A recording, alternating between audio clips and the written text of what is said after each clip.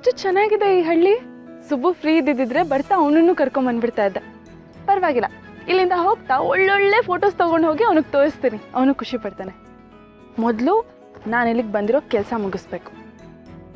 ನಿಲ್ಲೋ ನೋಡಿದನಲ್ಲ, ಯಾರು ಹೇಳಿ ನೀವು? ಅಹಂ ಸುಬ್ರಹ್ಮಣ್ಯಸ್ಯ ಅರ್ಧಾಂಗಿನಿ ತಸ್ಯ ಹೃದಯವಾಸಿನಿ ತಸ್ಯ ಕನಕಾಂಗಿ. ನಿಮ್ಮ ಮಿನಿಸ್ಟರ್ ಮಗಳು ಶ್ರಾವಣಿ ಅಮ್ಮವ್ರಲ್ವಾ? ಹೌದು, ನಾನು ಅದನ್ನ ಸಂಸ್ಕೃತದಲ್ಲಿ ಹೇಳಿದೆ ಅಷ್ಟೆ. ಗೊತ್ತಿದ್ರು ಯಾಕೆ ಎಲ್ಲೋ ನೋಡಿದೀನಿ ಅಂತ ಹೇಳಿದ್ರಿ? ಇರ್ಲಿ ಬಿಡಿ, ಮಂದ್ ಕಾಕ ಬಿಡಿ. ಏನ್ ಮಾಡಿ ಮರ ಇಲ್ಲಿ? ಮಾರಿಗುಡಿ ದೇವಿ ಪುತ್ರ ಶಿವಣ್ಣ ಅವ್ರನ್ನ ನೋಡ್ಬೇಕಿತ್ತು. ಓ, ನಮ್ಮ ಶಿವಣ್ಣನ ಹಿಂಗೆ ನೆಟ್ಕೋಗಿ ಎಡ್ ತಿರ್ಕೊಳ್ಳಿ, ಅಲ್ಲಿ ಯಾರನ್ನ ಕೇಳಿದ್ರು ಕೈ ತೋರಿಸ್ತಾರೆ. ಸರಿ, ಥ್ಯಾಂಕ್ ಯು ಸೋ ಮಚ್.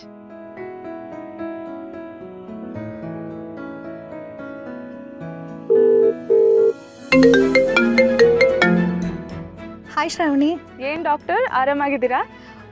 ಊರವ್ರಿಗೆಲ್ಲ ನಾನು ಡಾಕ್ಟ್ರೆ, ಆದರೆ ಫ್ರೆಂಡ್ಸಿಗೆ ಮಾತ್ರ ನಾನು ಯಾವತ್ತಿದ್ರು ಪಾರುನೆ. ಹಾಗಾದ್ರೆ ಗಂಡನ್ಗೆ ಬೆಲ್ದಚ್ಚು. ಆಹಾ, ಏನಿಲ್ಲ ಶ್ರಾವಣಿ, ನನ್ನ ಮಾತಿಗೆ ಬೆಲೆ ಕೊಟ್ಟು ನಾನು ಹೇಳಿದ ತಕ್ಷಣ ನಮ್ಮ ಊರಿಗೆ ಬಂದಿದ್ಯಾ.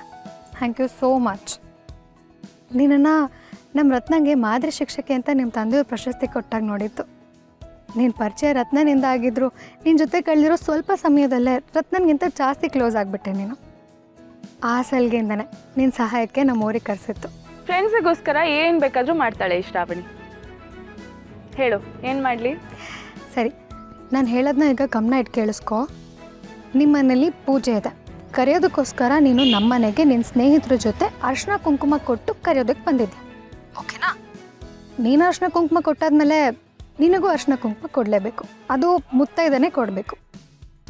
ಈಗ ನಮ್ಮ ಮನೇಲಿ ಸದ್ಯಕ್ಕಿರೋ ಮುತ್ತೈದೆ ಅಂತಂದರೆ ಅದು ನಮ್ಮತ್ತೆ.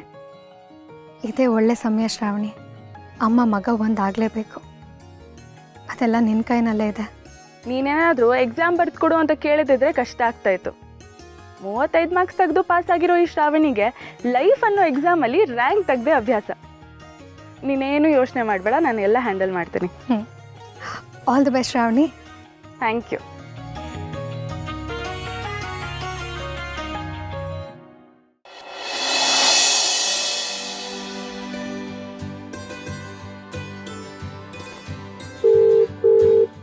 ಶ್ರಾವಣಿ, ಏನಾಯ್ತು ಹೋಗಿದ್ದ ಕೆಲಸ? ಏನಾಗಿರ್ಬೋದು ಅನ್ಸುತ್ತೆ ಡಾಕ್ಟರ್? ನಾನು ಮೊದಲೇ ಟೆನ್ಷನಲ್ಲಿದ್ದೀನಿ ಶ್ರಾವಣಿ. ನನ್ನ ಗಂಡ ಇದನ್ನೆಲ್ಲ ಹೇಗೆ ತಡ್ಕೊಂಡಿರ್ತಾರೋ ಏನೋ. ಹಣ್ಣು ಕಾಯೋ ಗೊತ್ತಾಗ್ತಿಲ್ಲ. ಹಣ್ಣೋ ಕಾಯೋ ಅಲ್ಲ, ಪೂರ್ತಿ ಹಣ್ಣು.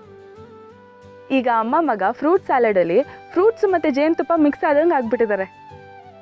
ಪಾಪ ನಾನಂತೂ ಸಿಕ್ಕಾಪಟ್ಟೆ ಗೋಳು ಹಾಕೊಂಡ್ಬಿಟ್ಟೆ. ಆದರೂ ಶಿವಣ್ಣ ಒಂದ್ಸಲನೂ ಕೋಪ ಮಾಡ್ಕೊಂಡಿಲ್ಲ.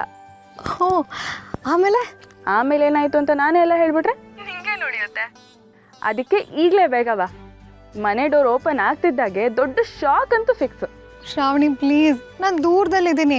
ಹತ್ರದಲ್ಲಿದ್ದಿದ್ರೆ ನಿನ್ನ ಗಟ್ಟಿಯಾಗಿ ಹಗ್ ಮಾಡಿ 100 ಸತಿ ಥ್ಯಾಂಕ್ಸ್ ಹೇಳ್ಬಿಡ್ತಿದ್ದೆ. ಥ್ಯಾಂಕ್ಸ್ ಎಲ್ಲ ಏನೂ ಬೇಡ. ಅಮ್ಮ ಹೇಗಿರ್ತಾಳೋ, ಅವಳು ಅಕ್ಕರೆ ಹೇಗಿರುತ್ತೋ, ಅವಳು ವಾತ್ಸಲ್ಯದ ಅನುಭವ ಹೇಗಿರುತ್ತೋ ಅಂತ ಗೊತ್ತಿಲ್ಲದೆ ಬೆಳೆದಿರೋಳು ನಾನು. ಅಮ್ಮನ ವಿಷಯ ಅಂದರೆ ಸತ್ತು ಮತ್ತೆ ಅಮ್ಮನ ಗರ್ಭದಲ್ಲಿ ಹುಟ್ಟೋ ಆಸೆ ಇಟ್ಕೊಂಡಿರೋಳು ನಾನು. ಶ್ರಾವಣಿ ಬಿಡ್ತು ಅನ್ನೋ ಹಾಗೆಲ್ಲ ಮಾತಾಡಬೇಡ. ಒಳ್ಳೆ ಮನಸ್ಸಿರೋರಿಗೆ ಆ ದೇವರು ಯಾವಾಗಲೂ ಒಳ್ಳೆಯದೇ ಮಾಡ್ತಾನೆ. ಅಂಥ ಒಳ್ಳೆ ಮನಸ್ಸು ನಿನಗಿರುವಾಗ ನಿನ್ನ ತಾಯಿ ಹುಡ್ಕೊಂಡು ನಿನ್ನಿಂದ ಬಂದೇ ಬರ್ತಾರೆ. ಆ ತಾಯಿ ಪ್ರೀತಿ ವಾತ್ಸಲ್ಯ ಎಲ್ಲನೂ ನಿನಗೆ ಸಿಕ್ಕೇ ಸಿಗುತ್ತೆ. ನನ್ನ ಮಾತು ಆ ಮಾಕಾಳವನ ಮೇಲೆ ಆಣೆಗಳು ಸತ್ಯ. ನಿನ್ನ ಮಾತು ನಿಜ ಆಗಲಿ ಅಂತ ಕೇಳ್ಕೊತೀನಿ. ಏ ಶ್ರಾವಣಿ, ಹೋಗ್ತಾ ಮಾಕಾಳವನ ಗುಡಿಗೆ ಹೋಗಿ ಹರಕೆ ಕಟ್ಕೊ. ಕಳ್ಕೊಂಡಿರೋ ನಿನ್ನ ತಾಯಿ ಪ್ರೀತಿ ನಿನಗೆ ವಾಪಸ್ ಸಿಗುತ್ತೆ. ಹಾಗೆ ನಿನ್ನ ಮಗಳು ಅಂತ ಒಪ್ಕೊಂಡಿರೋ ನಿನ್ನ ತಂದೆ ನೀನೇ ನನ್ನ ಮಗಳು ಅಂತ ನಿನ್ನ ಮುಂದೆ ಬಂದು ಹೇಳ್ತಾರೆ. ಆ ದಿನ ಬೇಗ ಬರಲಿ. ಈಗಲೇ ಗುಡಿಗೆ ಹೋಗಿ ಬರ್ತೀನಿ, ಮತ್ತೆ ಬೇಗ ಸಿಗೋಣ. ಹಾಂ, ಥ್ಯಾಂಕ್ ಯು ಶ್ರಾವಣಿ.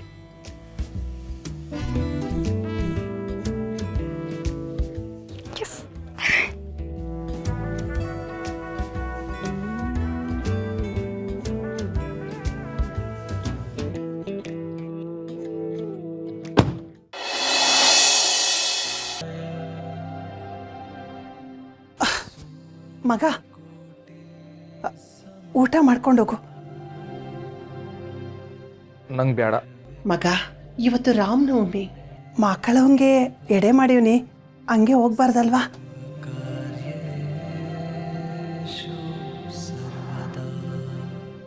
ಏನವಾಯ್ತು ನಿನ್ನ ಪರೀಕ್ಷೆ?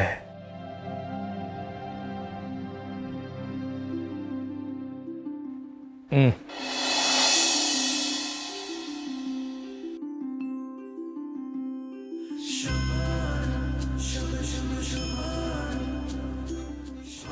ಮಕ್ಕಳವ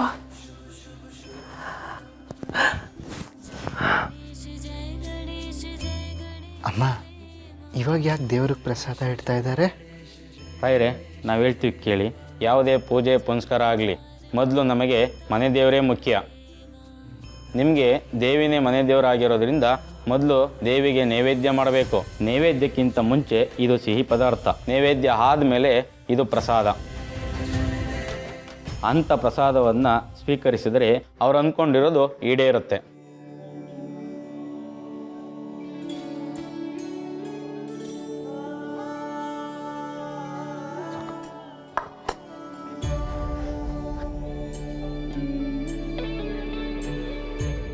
ಪ್ರಸಾದ ನನಗೆ ಕೊಡಕ್ಕಿಲ್ವಾ ಮಗ?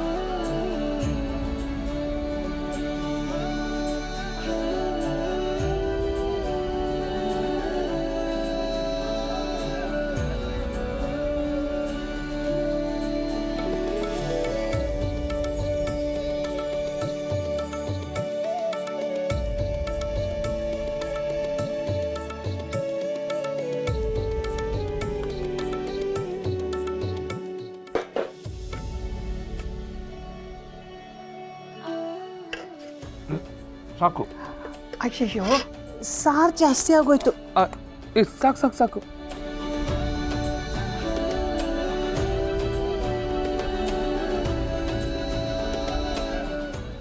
ಸಾಕು ಸಾಕು ಅಂತ ಹೇಳ್ತೀವನಲ್ಲ. ಬೆಳೆಯ ಮಗ ಚೆನ್ನಾಗಿ ತಿನ್ಬೇಕು. ಸಾಕು ಅಂತ ಹೇಳ್ತೀವನಲ್ಲ, ಸಾಕು. ಅಯ್ಯೋ ದೇವ್ರೆ, ಅನ್ನ ಜಾಸ್ತಿ ಆಗೋಯ್ತು. ಅದು ಸಾಕು. ಅಯ್ಯೋ, ಪಲ್ಯನೇ ತಿಂದಿಲ್ಲ. ಪಲ್ಯ ತಿನ್.